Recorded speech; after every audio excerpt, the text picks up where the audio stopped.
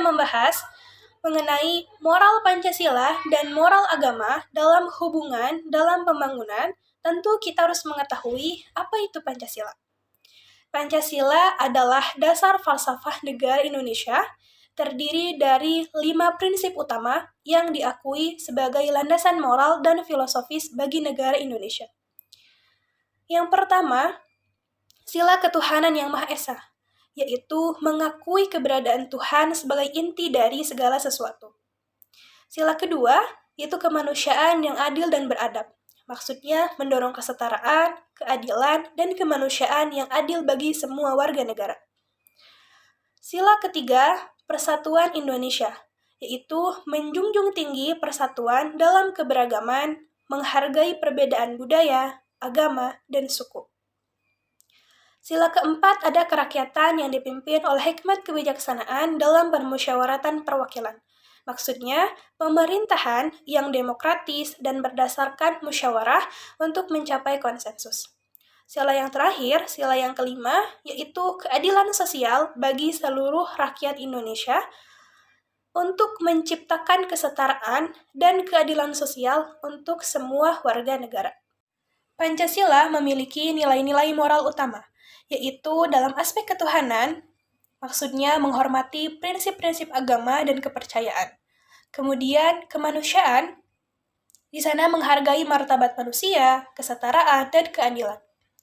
Dalam aspek persatuan, maksudnya menerima perbedaan sebagai kekayaan dan memupuk persatuan dalam keberagaman. Dalam kerakyatan, maksudnya menjunjung tinggi partisipasi, kebebasan, dan keadilan dalam pengambilan keputusan. Yang terakhir, dalam keadilan sosial, di sana menciptakan kondisi yang adil bagi semua warga negara. Peran moral agama dalam membentuk nilai-nilai dalam masyarakat itu ada apa saja? Nah, agama sering menjadi pilar penting dalam membentuk nilai-nilai moral dalam masyarakat. Ada beberapa aspek di dalamnya. Yang pertama, pedoman moral. Agama memberikan pedoman moral yang menjadi landasan bagi individu dalam perilaku dan tindakan mereka. Yang kedua, ada etika dan keadilan. Ajaran agama sering menekankan nilai-nilai seperti keadilan, kasih sayang, belas kasihan, dan perdamaian. Yang di sana menjadikan mereka membentuk landasan etika masyarakat. Kemudian ada moralitas dan tanggung jawab. Agama juga mengajarkan tanggung jawab moral terhadap diri sendiri, keluarga, dan masyarakat. Kemudian yang terakhir ada pengembangan kebajikan. Melalui ajaran agama, masyarakat diajarkan untuk mengembangkan kebajikan seperti kesabaran, ketulusan, dan pengampunan. Jadi, nilai-nilai moral tidak hanya berasal dari agama. Nilai-nilai moral juga bisa diperoleh dari budaya, pengalaman hidup, pendidikan, dan faktor lainnya dalam masyarakat. Kombinasi nilai-nilai dari berbagai sumber ini memainkan peran penting dalam membentuk perilaku dan etika sosial. Selanjutnya ada relevansi nilai-nilai Pancasila dalam pembangunan. Yang pertama ada ketahanan sosial, merupakan nilai-nilai Pancasila menjadi landasan bagi pembangunan sosial yang inklusif dan berkelanjutan. Melalui kesetaraan, keadilan, dan pengakuan terhadap keberagaman, masyarakat dapat dibangun dalam keharmonisan. Yang kedua, ada kemajuan ekonomi yang berkeadilan. Merupakan prinsip-prinsip Pancasila mendukung pembangunan ekonomi yang adil, di mana kesempatan dan manfaat ekonomi tersebar secara merata di seluruh lapisan masyarakat. Yang ketiga, ada penguatan demokrasi dan partisipasi. Dengan menerapkan nilai-nilai demokrasi, musyawarah, dan partisipasi, Pancasila mendukung perkembangan sistem politik yang inklusif dan responsif terhadap kebutuhan rakyat. Yang keempat, ada peningkatan kesejahteraan sosial. Nilai-nilai Pancasila menuntut upaya pemerintah dalam menciptakan keadilan sosial, memperluas akses terhadap layanan kesehatan, pendidikan, dan kemajuan bagi seluruh lapisan masyarakat. Yang kelima, penghormatan terhadap keanekaragaman budaya. Dalam konteks globalisasi, nilai-nilai Pancasila mengingatkan pentingnya memelihara budaya lokal sambil merangkul global untuk mencapai kemajuan yang seimbang. Oke, saya akan membahas tentang nilai-nilai moral dari berbagai agama dan dampaknya pada pembangunan. Dari banyaknya agama, saya mengambil 4 agama terbesar. Oke, yang pertama ada agama Islam. Di prinsip keadaan sangat penting dalam Islam, konsep zakat atau sumbangan amal menekankan pentingnya berbagi kekayaan dengan orang-orang yang membutuhkan untuk menciptakan kesetaraan sosial. Yang kedua, kekristenan. Ajaran kasih sayang dan keadilan dalam kekristenan mendorong umatnya untuk memperhatikan dan membantu sesama, terutama mereka yang lemah dan terpinggirkan. Lalu yang ketiga ada agama Hindu atau Hinduisme.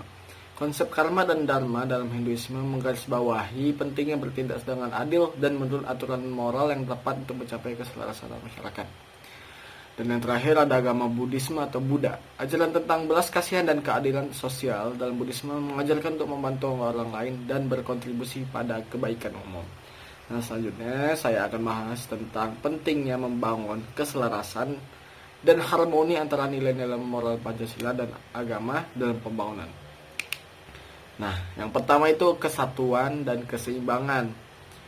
Membangun keselarasan antara nilai-nilai moral Pancasila dengan nilai-nilai agama membantu menciptakan kesatuan dalam masyarakat yang beragam. Ini memungkinkan setiap individu untuk tetap terikat pada nilai-nilai moral yang universal tanpa mengorbankan keyakinan agama mereka.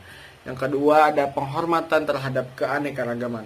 Harmoni antara Pancasila dan nilai-nilai agama menunjukkan penghormatan terhadap keberagaman budaya, keyakinan, dan praktik agama.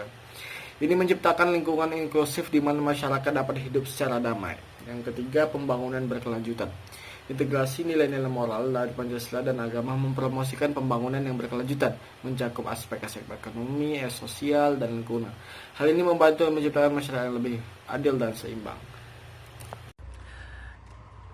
Dampak positif nilai moral Pancasila dan agama. Integrasi nilai-nilai Pancasila dan agama dapat memberikan dampak positif yang signifikan bagi kemajuan Indonesia. Dampak pertama dan utama adalah menguatnya persatuan di antara masyarakat yang beragam dengan mengenal nilai-nilai fundamental yang terkandung dalam Pancasila. Maka, setiap individu, apapun latar belakangnya, dapat merasa mempunyai peran penting dalam pembangunan bangsa. Selain itu, dengan menganut esensi moderasi beragama, Indonesia mengedepankan nilai-nilai kemanusiaan, perdamaian, dan persatuan, memberikan arah positif bagi kebijakan dan tindakan pemerintah untuk mencapai kesejahteraan bersama. Ringkasnya, dampak positif dari integrasi nilai-nilai Pancasila dan moderasi beragama antara lain memperkuat persatuan, mengedepankan nilai-nilai kemanusiaan, perdamaian, dan persatuan, serta membangun kerukunan antar umat beragama dan spiritualitas sosial. Nilai-nilai ini berperan penting dalam memandu perilaku dan tindakan individu dan bangsa secara keseluruhan, serta penting bagi kemajuan dan kesejahteraan Indonesia. Oke, pada kali ini saya akan memberikan kesimpulan yang sudah dijelaskan pada sebelumnya. Jadi, kesimpulannya yaitu keselarasan nilai-nilai moral menjadi fondasi penting bagi pembangunan yang berkelanjutan, seperti inklusif dan adil. Jika kita bisa menerapkan nilai-nilai moral dari Pancasila dan agama dalam kehidupan sehari-hari, maka kebijakan dan program-program pembangunan menjadi kunci untuk menciptakan masyarakat yang berbudaya, toleran, dan progresif. Dengan kita bisa memahami nilai-nilai moral dari berbagai sumber dan mengintegrasikannya dengan cara bijaksana dalam pembangunan, maka masyarakat dapat membentuk fondasi yang kokoh untuk mencapai kemajuan yang berkelanjutan serta bisa membangun lingkungan yang menghormati dan menghargai keberagaman. Mungkin cukup sekian. Wassalamualaikum warahmatullahi wabarakatuh.